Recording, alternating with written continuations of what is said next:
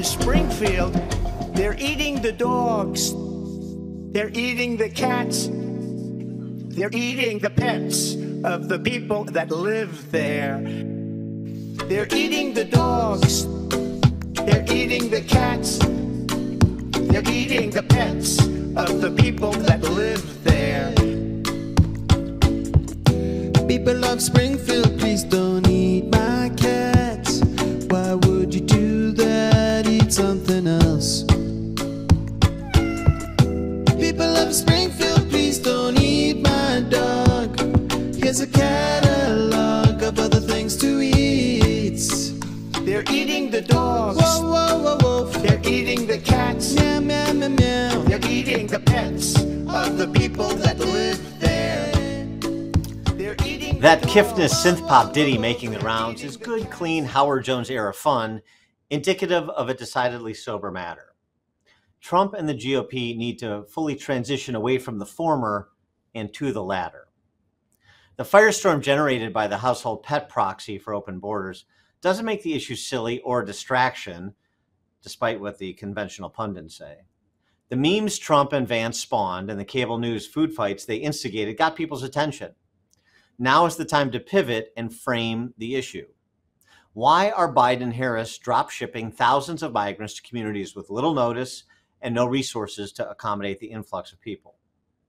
How can one rationally conclude anything other than Biden and Harris have no regard for the quality of life and the safety of American families in these communities?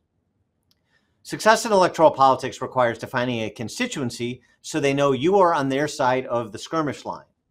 A good way to accomplish that is with real-world archetypes. A mother of 5 from Fairhope, Alabama is just such a person for Trump. Fairhope is dealing with the prospect of an influx of migrants just like Springfield, Ohio, and Whitewater, Wisconsin, and Charleroi, Pennsylvania, and so many other communities.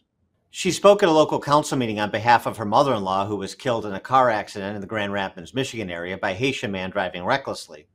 Was he in this country illegally? We don't know, as neither the media nor the powers that be in so many states and localities are keen on making such distinctions. After the background on her family's loss, this mom nicely encapsulated the legitimate grievances people have about what is being done to them, giving lie to the caricatures advanced by those self-styled reservoirs of empathy and compassion. I'm not here tonight to talk about Haitians or even immigration. I'm here to highlight what seems to be a growing concern for many of the citizens of this community and many across the country as a whole. The real issue I see brewing tonight isn't just about Fairhope or Baldwin County. It's about leadership across this country, even in tiny communities like this one, seemingly usurping the will of the people, the very people in which they were appointed to represent. The issue at hand tonight has struck a chord, as you can see. Not because people are rude or selfish or self-serving or closed-minded. It's not because they lean left or right, aren't loving, kind, or generous. A large portion is because somehow things like this seem to slip through, leaving the citizens concerned and confused as to how they weren't made aware. They weren't made a part of the discussion. That type of power and override is what this community, many who are here tonight and many who aren't, feeling like we are under the overarching rule of control rather than a community of information, understanding, and democracy. If only Trump would relentlessly speak in such a measured and heartfelt way about the stakes on the table. Speaking of Springfield, Ohio, and empathy, which I mentioned, but the genuine variety of empathy, this mom, who also lost her mother-in-law to a traffic accident involving a Haitian migrant allegedly driving recklessly, is another representative of the people who play by the rules in America. That's Trump's constituency. Months before she was killed, I began noticing the reckless driving and complete disregard for our driving laws by some members of the Haitian community. It made me angry. But now my anger has turned to fear for the safety of my family and the citizens of Springfield. I'd been to Haiti 14 years ago. My husband and I went, and it was my first time in a third world country. I sobbed when I saw the poverty living there, and I have great empathy and compassion for them, longing for a safe place to call home. But 14 years later, I'm living in fear in my own city. It's not safe. These ladies and so many other families like them do not need to be platformed at a Trump rally. In fact, it would be better if they weren't. They didn't step to the podiums at their respective town board meetings as partisans, and better to keep it that way. The Trump campaign's job is to leverage its communication channels to widely distribute and drive their stories.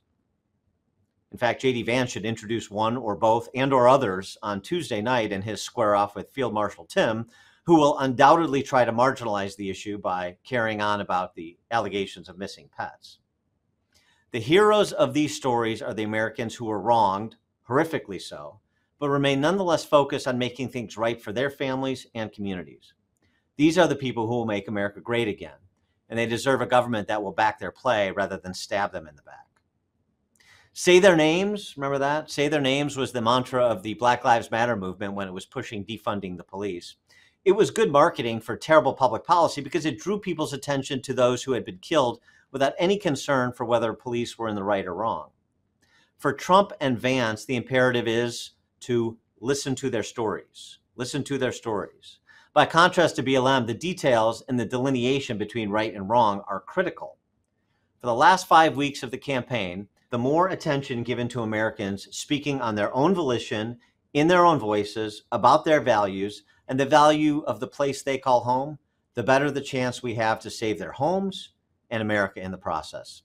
I'm Dan Proft with a Counterculture Commentary.